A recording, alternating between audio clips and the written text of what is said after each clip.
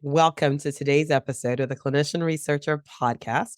I'm your host, Chancy Wemina, and I'm super excited to be bringing you today's guest, Dr. Latifat Akintade. I messed up your name. Dr. Latifat, welcome to the show. Thank you very much for having me here. It's a pleasure to come hang out with you, spend time with you, and hopefully add some value to your audience. No, I'm super excited because, as you know, this is a clinician researcher podcast. So lots of academic clinicians listen here. And I guess the question I would ask myself is, what is a financial guru doing on the show? Well, I want to introduce you because you're super cool. And I want to say that Dr. Latifat, to everyone who's listening, literally just came back from a year gallivanting around the globe. And she's able to do that because she's financially independent. And so I want to just pause and let her introduce herself and tell us how she was able to do that. Absolutely. I mean, I love that, I love that you talk to clinicians and researchers, especially. And the reason why I love that is because I think that their work is so important. And so, first of all, in case people that are listening don't get to the end of the episode, thank you for what you do. So, like you mentioned, I'm Dr. Latifat. I'm a physician, I'm a gastroenterologist, and also a mama of three little ladies. We're based in California. I am married. We've been married for about 12 years now. And I have the honor and pleasure of being the founder of MoneyFitMD, which is a platform that's 100% committed to helping physicians learn money, know money, grow money, and really live their life on their terms. So when we're talking about clinical researchers, or we definitely want our people to be able to practice on their terms because your work is so important. When you burn out, it's not good for us, it's not good for the world. But my journey didn't start here. My journey started about, I mean, you could say my journey started about when I was born, but I moved to the United States in 2022, grew up in Nigeria. I knew zero about money, like absolute zero. The only financial education that I got when it came to money was there is this amazing thing called a credit card. You can use it whenever you want, and you don't even have to pay it off. Just pay whatever, like the minimum payment, and you can buy anything. Like that was literally all of my financial education. And so, I went through life with undergrad, with med school. I did undergrad in LA, med school in San Francisco, New York for residency, and then back to California for fellowship, Sacramento. And I've stayed on in Sacramento since then. We had our first kid in my third year of residency. And so by the time I was a fellow, I had my second kid. And what all that migration means was that I had a bunch of debt that I was moving around with student loans. And, I really wasn't splurging or living it up or whatever like that. But I also had family responsibilities even before I had kids or got married. And so here I was living my dream of almost becoming a physician, an attending physician, a gastroenterologist, where I can finally do the work of my life. And I looked around, I looked at my attendings, and I'm so, so glad that I saw that there was burnout. I saw that attendees that were incredibly smart people that loved humans, shoulders were slumped, not advocating for us like they could have advocated for us. And it just felt like they had no choice. And this were not just clinicians only, but this were also researchers as well. Right. And we know the reputation of researchers being underpaid even more than clinicians in medicine. And especially being a procedural field, you end up having a higher likelihood of being underpaid. Right. So I can now even imagine me going as a clinician, but I can also imagine me if I was doing a research oriented career, how I would literally feel like, what the heck is going on? How am I supposed to survive? How am I supposed to really leave this dream, like this pinnacle that I now finally achieved of becoming an attending physician? How does this not become the biggest regret of my life? That was the question that I had that literally led me down the path of learning money for myself and eventually now Let's Money Fit MD. I'm sure we'll talk more about that and the travel sabbatical that my family and I took, which was incredible. And I highly recommend it at home. Well, thank you. So, Dr. Latifat, many of us go into academics because we just don't want to worry about money. We don't want to care about the business side of money. And yeah, we know we're a little bit underpaid. Actually, we don't know. When we go to for the job negotiation, it's like, holy cow, it's this low. But, to some extent, we're feeling like we're choosing between having the job that we really are dreaming of as an academic versus having enough money? How do we balance that? Absolutely. I think that's a really important question. And, to be honest with you, even as a gastroenterologist, there is difference between what a luminal gastroenterologist versus a hepatologist. And then now, if you're a hepatologist doing research, which hepatology can be research heavy, you can now imagine what the difference in that will be. But I think you bring up a really, really important point, which is that many of us went into medicine not because of money.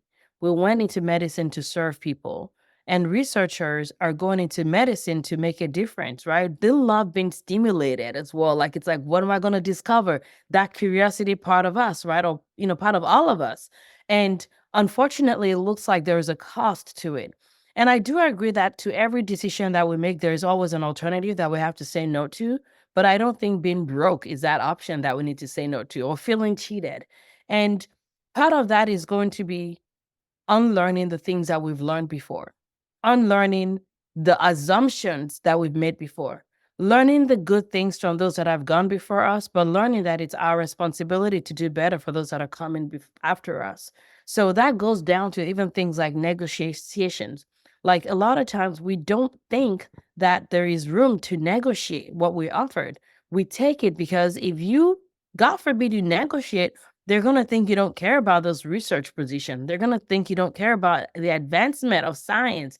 They're going to think you don't love humans, as if loving humans, loving science, and wanting to be kind means that we have to, like, sign on a line of, like, I'm going to be poor forever. And honestly, this is not just in academic setting only. It goes even far zoomed out into the world where, a lot of us have stories when it comes to money that we tell ourselves. And the stories we tell ourselves are the result of things that we've seen, that we've learned, not even just taught only. So, for example, thinking things like, if you want to do good, then you have to be willing to not be paid for it, right? Or, if I people that have money are greedy. They don't care about humans, because I am choosing to be underpaid because I care about humans, right? And we can see how that becomes self-perpetuating, not just for ourselves, but even to, like, our kids and our grandkids and our cousins and our nephews and our nieces and all the people around us that we can potentially impact. So the very first step is going to be questioning the beliefs that we already have when it comes to things like money, questioning the beliefs that we already have when it comes to negotiating, understanding that you asking for fair pay, you asking for good pay isn't a sign of greed. In fact, you not asking is a sign of you cheating yourself. And how is that a good thing for the world? Right? How is that a good thing for the world? So, number one is understanding that you can negotiate. And is it going to feel uncomfortable? Yes, it will feel uncomfortable if you've never done it before. But then the next step of that is also understanding, too, that the fact that you're earning money as a researcher doesn't mean you can't do anything else. And in fact, I'm a huge believer of the fact that when we diversify how we earn, it decreases burnout. It also will help us and help our patients, because now we're not dependent on that one income for our survival, which means that we actually get to explore our creativity a little bit more. We get to pursue the questions that inspire us, because you're like, you know what? I have money coming from other sources. So even if this one is weak and I really think that the question that I have is a great one, I'm willing to pursue that question research wise, understanding that I'm not going to suffer. My kids are not going to be suffering. My future, my retirement is not at stake here. And I do believe that when physicians have the finances to be able to create the life that we want, it's literally going to change not just bedside medicine, but also even research, because we get to ask the questions that we really know are important, even if there isn't a lot of, like, big money supporting it, because we're self-sufficient and all that good stuff. So that's my thought. No, thank you for sharing that, because I think many researchers are saying, well, I really want to do the research, but gosh, I've got to pay the bills. And so people quit because they feel as if it's one or the other. But you're saying that people can continue to do research and still be able to diversify their income sources. Can you talk about what that could look like? Absolutely. So number one is that, and I'm going to talk about that in a second. But the other thing that I want to point out as well is, as physicians, we're so good at tolerating pain, and we're so good at hoping that people can read our mind. And we're so good at, like, bottling things inside that we don't use the power of our voice. So between doing the work that you're doing and quitting, there is a big room there that we a lot of times we're not utilizing, which is the power of asking. Asking, understanding that it may be uncomfortable to ask, understanding that it may be uncomfortable for the other person that you're asking, but discomfort is the currency to change. Without discomfort, nothing changes. Nothing, the best things in our lives happen on the other side of discomfort. I mean, your audience are experts at discomfort. There, many of them are like MD PhDs. They're doing research. They're experts are sitting down and waiting for the results to happen, right? Though I remember in undergrad sitting down in like the lab, waiting for those cultures to grow. Like we are good at being patient for the right things, but what we don't necessarily do is advocate for ourselves because we think it's greedy. And so my thing is, I don't think everyone quitting is a solution to the problem, but if we could empower ourselves, build things like building our emergency funds, learning to diversify, which I'm going to talk about in a second, but there is that big gap between doing the job and quitting the job. And that area right there is the asking that I think is underutilized by a lot of people in academia. And I mean, we all train in, well, not all, but I trained in academia. I was like, undergrad was UCLA. I went to UCSF. I went to Mount Sinai. I went to UC Davis. So, very, very big center. So I definitely know us.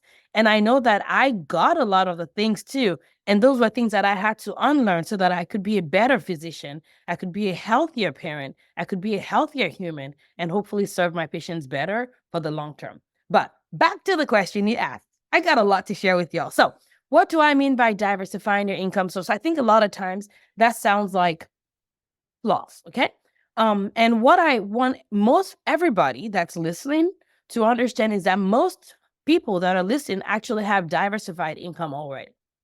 And what I mean by that is if you think about the fact that you invest in your retirement account, that is diversifying. You're investing in the stock market and you're saying, I don't want to exchange my time for money here.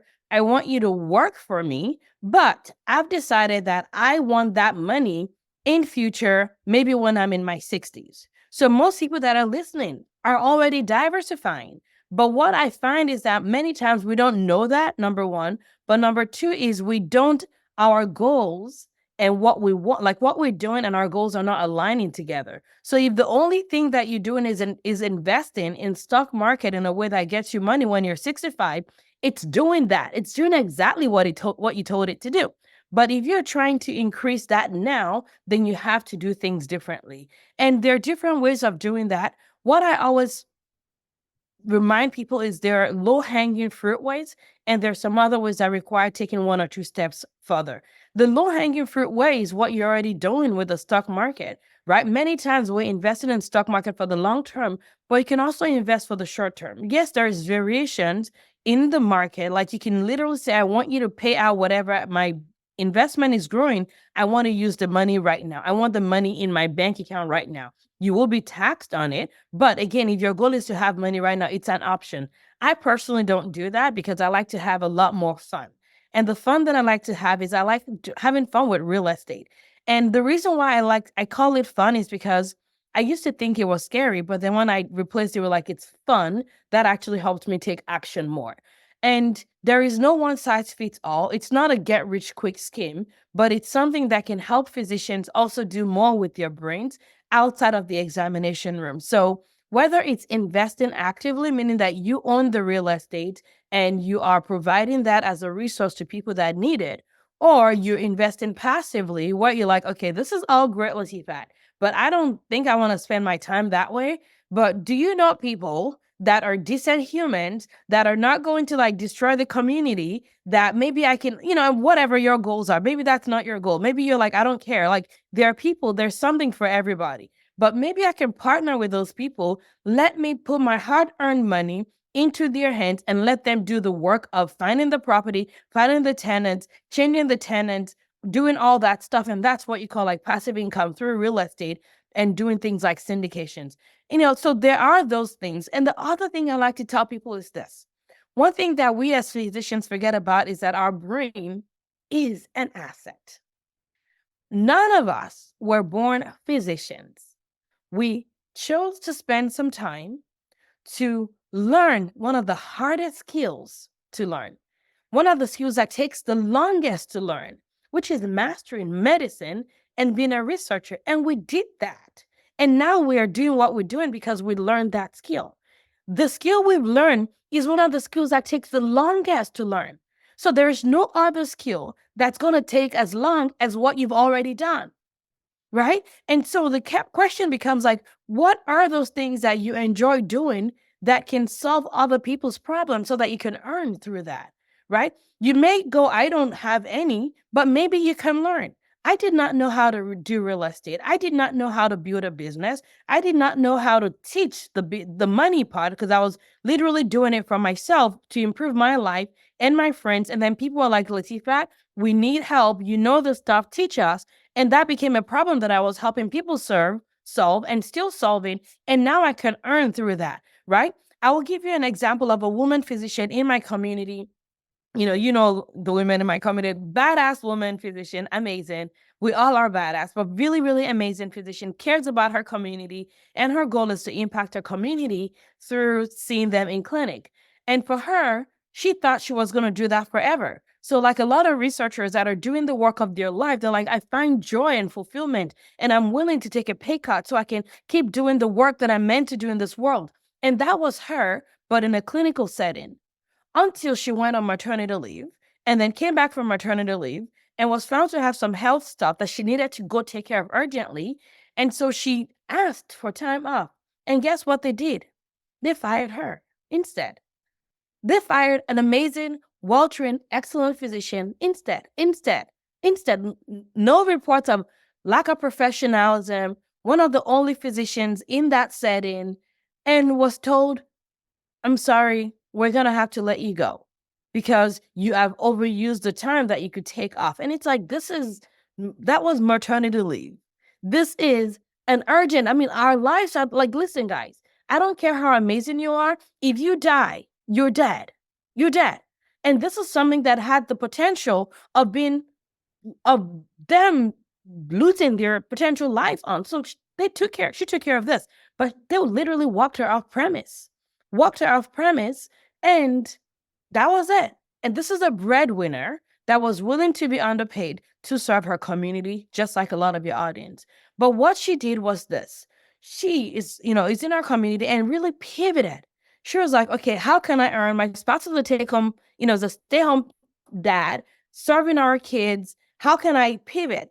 And so I was like, we got to move. So diversified our income really quickly, invested in real estate, started earning with that, started our own micro practice, got a part-time work clinically where she, in her words, negotiated for more money than she'd ever thought a primary care doctor could ever make, all because she chose to pivot.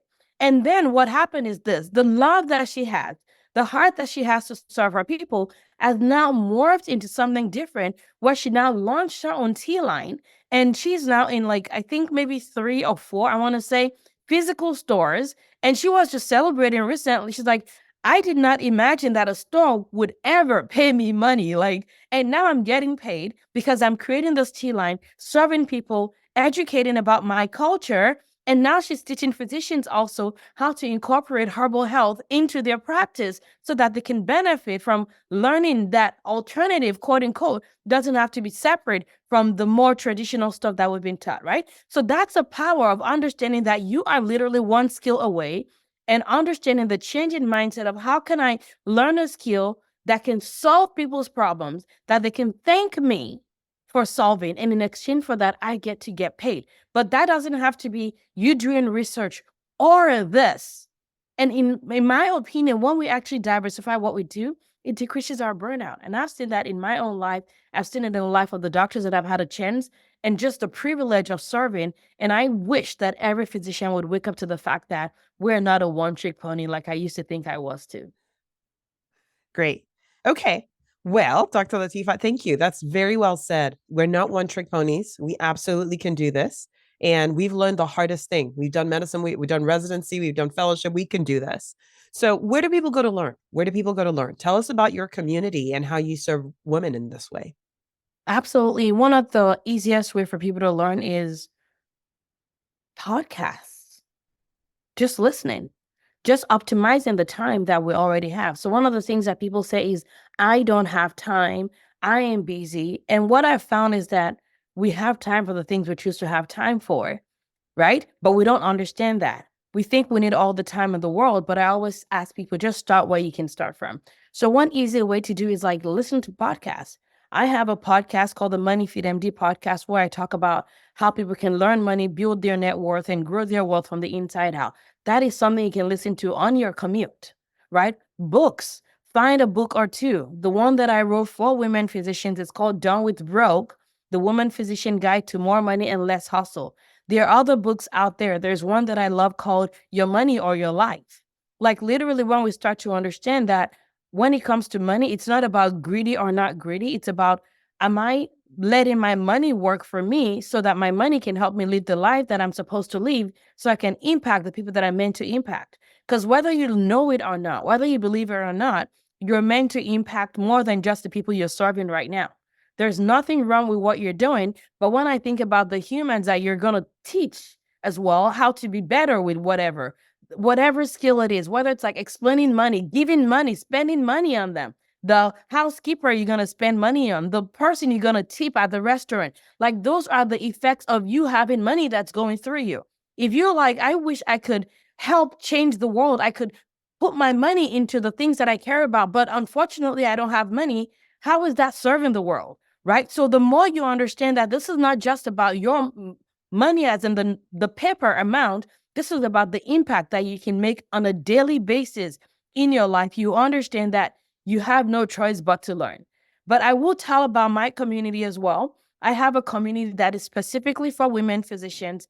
And this is where women that want to learn about money in a safe, shame-free, guilt-free, judgment-free zone can come. It doesn't matter if you're new to money. It doesn't matter if you're seasoned with money. If you're like, I don't even know what a 401k is. That was me 7 years ago. I didn't know any of the stuff, right? And so what we've done is we've curated an amazing village where you can come and learn the money knowledge, like literally the 20% you need to achieve 80% of success. But it doesn't end there. You get the education, you get the community, you get the coaching. That's what I offer for women physicians. But I also offer things like webinars that may be free webinars for people that are not ready yet to like take the jump into getting into a coaching community. And in fact, right now we're recording this in a week where I'm doing a money challenge where women physicians join us for a super low cost and they can make money moves over 5 days. But all those information you can find on my website, which is moneyfitmd.com. But the easiest place to go start right now, go listen to the podcast, start changing what you're listening to, right? Most of us, we're listening to things that's not helpful. We're listening to our doubts. We're listening to like stories about why we cannot do this, what we don't have, what we lack. We're listening to stories from academia that says money is the root of evil. If you ask for money, you're greedy, as if it doesn't take money to run hospitals. Like, why do hospitals charge your patients? Why do they charge patients? Because they understand that it's not just about the money only, it's what they're able to do because they can charge, they can pay the doctors, they can pay the nurses, they can be sustainable so that they're not just here today, but they're here for the long haul. So they're onto knowledge that unfortunately they're not letting physicians get from that knowledge. And it's the fact that money in your hands is a great thing for the world. So we have to change what we're hearing so that we can be transformed, literally, like the Bible says, by the renewal of our minds every single day. So that when we change how we think, we can change who we are, evolve to the next version of ourselves to have in this world. Thank you so much, Dr. Latifat.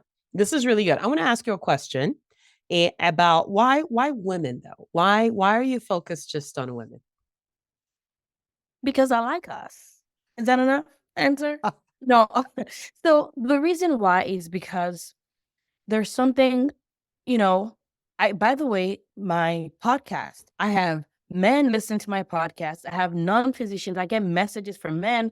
I get like literally men, non-physicians. So it's available for anybody that wants to listen to it. In fact, some of my biggest fans, they're like, if I post anything, they're like, Latifat, thank you for this. They're men, right? So doesn't mean he cannot learn from me. However, what we've found is that there is disparities. The same way there is disparities between people that are in academia versus non-academia, people that are proceduralists versus not proceduralists, there's also disparities that we find that is between men and women when it comes to how we may be getting paid or reimbursed in the healthcare setting. There was data showing that over the course of our career, average women will get paid 7 figures less than men over the course of their career. And that is not because of the setting, that's not because of the hours worked. All those were controlled for, and we still have that data. There's data that shows that women physicians in primary care get more messages than their male counterparts. And I think the same is true for surgery as well. So there is disparities that exist. The other thing as well is if you look at a lot of language that's around money, it's not necessarily made with women and specifically women physicians in mind. A lot of it is like debt averse, which I'm not pro high interest debt, but I do believe that there are ways you can use debt in a way that's smart, in a way that is smart, efficient, and wealthy minded to help you accelerate your journey to freedom. But a lot of the information out there doesn't really talk to us as people that have average to high debt. But even specifically as women, it doesn't speak to us. The other thing that I've found is this, and I've had people reach out to me and ask if they can join my community, and they're not physicians. They may be, maybe nurses, maybe nurse practitioners, maybe physician assistants, even like, PhD non-physicians. But here's what I found. As physicians, when we're in environments where non-physicians are, because of the role that we feel as service-minded people, we start serving instead of receiving. So I don't allow non-physicians into my community because you're coming in to be served. And I found the same to be true as well, that when I have the conversations, including talks in communities where we have men and women, a lot of times we tend to be service oriented, right? And the men tend to over control the conversation. And so I just want a place where women can get served so that we can come into understanding that the languages around money can be different from us. We may be heart and service oriented, but that doesn't mean that we cannot have money and build our 6, 7 figures and beyond net worth. So I love my community this way. I have zero plans of changing it, but men that want to learn from me, they can absolutely through my podcast and also by following me on social media on Instagram and Facebook, so they can also get transformed as well. Thank you. And you're very generous. You've got a lot of content out there that people can consume, certainly the podcast and webinars that you do and your book. So there are many opportunities. I appreciate what you said. The reality is that messages are different. Messaging is different to women and men. And many times the community has to feel safe for people to be able to really get the most out of it. So, I mean, I'm part of your community. It's a great place. So I definitely recommend it. Yeah, thank you. I love having you there. When I talk to women physicians, and right now we're in the middle of the 5-day money challenge where women are coming together and just taking actions every day, making moves, and it's just humbling, to be honest with you, to teach in there, to help women do the things that we know we have the capacity. I know we have the capacity to do. But when I see like comments from the women that are in there about what they've done in just 5 days, when I read the things from our women physicians, like the environment is important. Like, we know that to be true for plants and trees. We know that you cannot take a plant in California and take it to like Alaska and think it's going to grow. The environment matters. And if we know that we have example of that in nature, why can't we incorporate that as well? And I found that that is true. Women come in that are like, well, my money looked like a scrunchie that is at the bottom of the purse. You know how like the scrunchie is not like looking good. And now it's like they're having it decluttered. They're having it organized. It's making sense. They're taking a pause. They're traveling. They're living their lives while serving humans. Like we don't have to burn out. Like I literally unsubscribe from the narrative that in order to serve, we have to burn out. I unsubscribe from the narrative that in order to serve, I have to be poor to do that. In fact, me with money, I can serve way more people, right? Like think about the things you want to change in this world and how many times you're like, man, that sucks. Now imagine what would be different. Like that sucks and I can do something about it. That sucks and the person that's running may not have the finances, but I can actually pay to augment their stuff. Like that's what we're here for. We're not just here for words. We're here for action. We're here to be part of the change. And I cannot think about better people than physicians. So when I'm tired, when I'm like, I don't want to, I remember all this and I'm like, no, we got work to do. So if you're listening to my voice, listen, I'm glad you serve in the hospital. I'm glad you're serving in the research department, doing whether it's clinical or bench work. That stuff matters. But don't be confused to think that that is all you're here to do. I reject that for you because your life is of so much value, even much more than you can ever imagine. Like, if you think that the ladder, like the peak of the ladder, is the best you have to do, the best you have to create, I'm telling you that that peak could just be like a turn. It could just be like the corner of the street because you're just not seeing far enough yet. And this is really important because it goes beyond just money. It extends to our lives because physicians, let's be real, we have like one of the highest suicide. And it's not all because we were depressed to start. No, it's because we've anchored our identity to the thing that says this is all I can do. And the more we understand that this is just one of the hundreds of things you have the capacity to do, the less dependent we are on that source of employment, which means that maybe we can actually decrease the amount of physicians that are hurting ourselves. This is conversation that I wish we had more of. Unfortunately, we're not, but I'm kind of like, I'm done with the status quo. It's not working. So this is beyond, this is money and more. This is our lives, our freedom, our kids, the people that literally are not even born yet that you're meant to impact. So yeah, I will have that uncomfortable conversation. And yes, I will talk about money forever because it does matter. I hear you. And I also hear deeper than that is the freedom to be everything you can be. And money is one of the tools that allows you to do that. Yes. One of the physicians was, I mean, I took a sabbatical with my family, and I'm calling it a sabbatical not because it's like a work sabbatical, but it's a family sabbatical. Like, my family decided that we wanted to take an extended Sabbath. That's what it was. We wanted to take an extended time to rest, to silence the external, to deepen our roots, to spend time with each other, deepen our relationship. Because I think life is about so much more, right? And I quit my job to do that, not because my job said they wouldn't let me, but because I did not know how long I was going to want to be gone for. And I did not want anybody sending me emails to asking me to sign forms or asking me, so are we there yet? I just did not want that. And what that meant was quitting. But it's hard to quit when your identity is like Mm, stuck on one thing. And that's why this detaching our identity from what we do is so important mhm, because the more we do that, the healthier we're going to be. And mhm, I cannot tell you, number one, because I cannot even tell you in the amount of time we have, but also because even I am still understanding the impact of the sabbatical that we took as a family, mhm, because it's life given in a way that nothing else has given us life. mhm, We wanted to go to 9 countries. We ended up in 19 countries. We were present for things in across the world. Like, we were there for like 90th birthday of distant family members. We were there for like my sister's baptism. We were there for like my dad's 3-year remembrance. My husband, like, we were there for just like us. Where we met friends, like, we did things we've never done before. We mm, had conversations.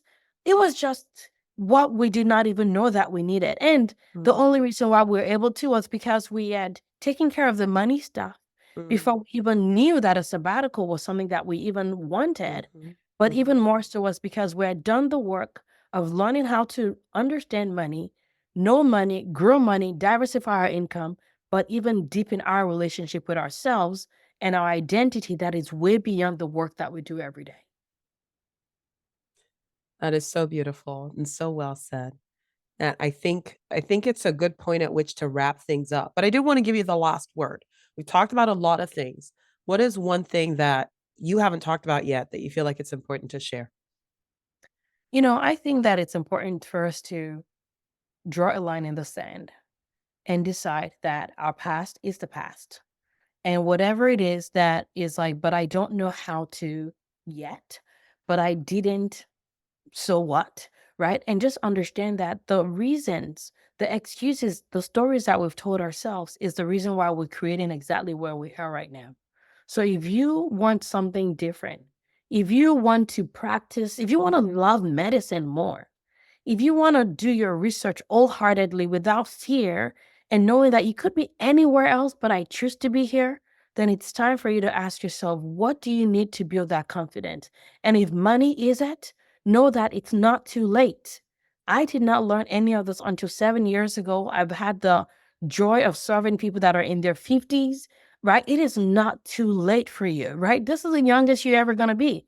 But just ask yourself, what do I need? Who do I need help from? What do I need to surround myself with? And understand that it may require you putting earplugs around the people that have been talking into your life so far and removing your earplugs and finding a different environment for you to be fed into. And if that's something that you want, reach out. It's moneyfitmd.com. There's a contact form there. I'm always happy to serve physicians because I know we have capacity to serve so many other people that I would never, ever be able to reach. So my goal is to empower physicians so that people like you can do the work that they're doing and serving people in ways that I would never be able to serve them. That's so awesome. So beautiful. And thank you. Thank you. Money's important. We can master it. We need to. And there's information and resources. And certainly your community is a great place for those in my community who are women. So you've heard Dr. Latifat. You got to understand money. Money is important. Don't ignore it anymore. You can learn. You're able to. Thank you for joining us today on today's episode, Dr. Latifat. Thank you for being here. We appreciate you. And for everyone else, we'll see you again the next time on the Clinician Researcher podcast. Thanks for having me here. Thanks for being here.